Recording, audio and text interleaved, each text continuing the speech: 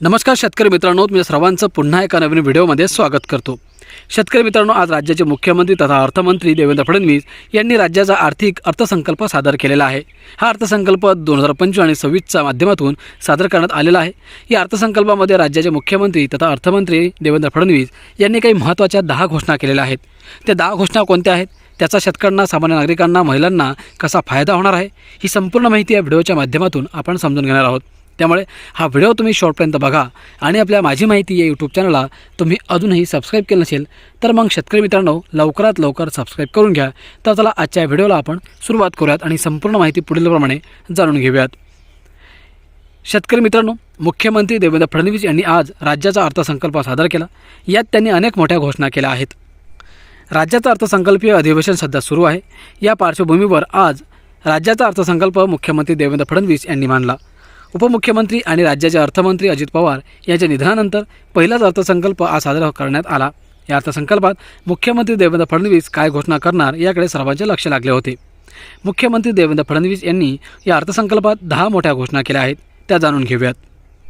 Number 1, हा अर्थसंकल्प 2047च्या विकासाकडे जाणारा आहे। महात्मा फुले यांच्या जन्माला 200 वर्ष पूर्ण होत आहेत। यासाठी एक समिती स्थापन करून विविध कार्यक्रमांचे आयोजन करण्यासाठी निधी दिला जाईल। संत गाडगेबाबा तीर्थक्षेत्र सर्किट विकसित करण्यात येणार आहे। बाबासाहेब आंबेडकर यांच्या शताब्दी वर्षानिमित्त रायगड येथे पायाभूत सुविधा केल्या जातील। बाळासाहेब ठाकरे यांच्या स्मारकाचं काम पूर्ण झालं आहे। ग्रामसमृद्धी अभियान राबवलं जाणार आहे। नंबर 2, अजितदादा पवार यांनी 11 वेळा अर्थसंकल्प मांडला।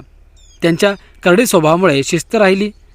त्यांना श्रद्धांजली म्हणून अजितदादा पवार यांचे भव्य स्मारक उभारले जाईल।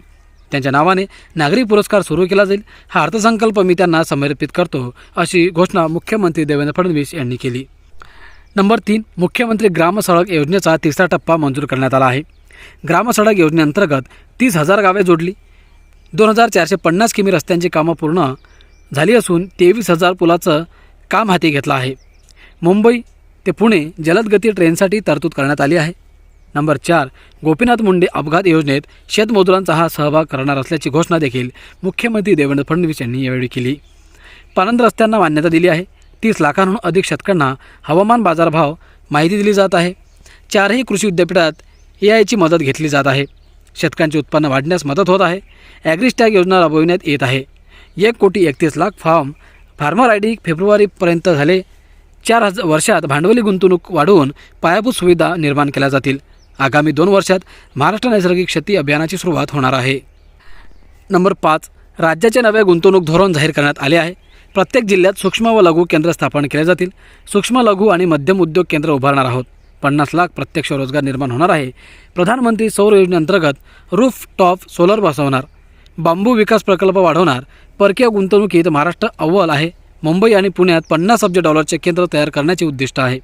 गडचिरोली नवं स्टील हब म्हणून उदयास आले आहे।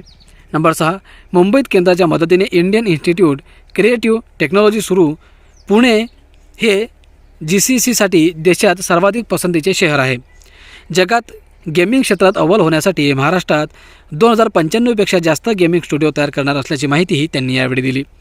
नंबर 7, सातारा जिल्ह्यातील वासोटा किल्ल्यावर पर्यटकांसाठी रोपवे प्रकल्प उभारणार आहोत। नागपूरच्या रामटेकमध्ये 3री चित्रसृष्टी उभारणार आहोत। मुंबईत अजून एक भुयारी मेट्रो करणार। अटल सेतू मुंबई विमानतळाला जोडणार। राज्यात 1200 किमीचे मेट्रो मार्ग उभारणार आहोत। 6000 किमीचे द्रुतगती मार्ग विकसित करणार आहोत आणि 2019पर्यंत 165 किमी मेट्रो मार्गी तयार करणार आहोत। तसेच दक्षिण मुंबईला 2028पर्यंत समृद्धी महामार्गासोबत जोडणार आहोत। वर्सोवा भाईंदर किनारी मार्ग डिसेंबर 2026पर्यंत पूर्ण करणार। पनवेल ते कर्जत मार्ग अंतिम टप्प्यात लवकरच वाहतुकीसाठी खुला करणार असल्याची घोषणा देवेंद्र फडणवीस यांनी केली। नंबर 9, कर्जमाफी योजना राबवण्याचं आश्वासन दिलं होतं। 30 सप्टेंबर 2025 रोजी पीक कर्ज थकीत असलेल्या शेतकऱ्यांना 2 लाख रुपयांपर्यंत पुण्यश्लोक अहिल्यादेवी होळकर शेतकरी कर्जमाफी योजना जाहीर करत असल्याची घोषणा देवेंद्र फडणवीस यांनी केली। तसेच नियमित कर्जफेड करणाऱ्या शेतकऱ्यांना 50,000 रुपयांपर्यंत प्रोत्साहन लाभ देण्यात येईल, असे देखील त्यांनी सांगितले।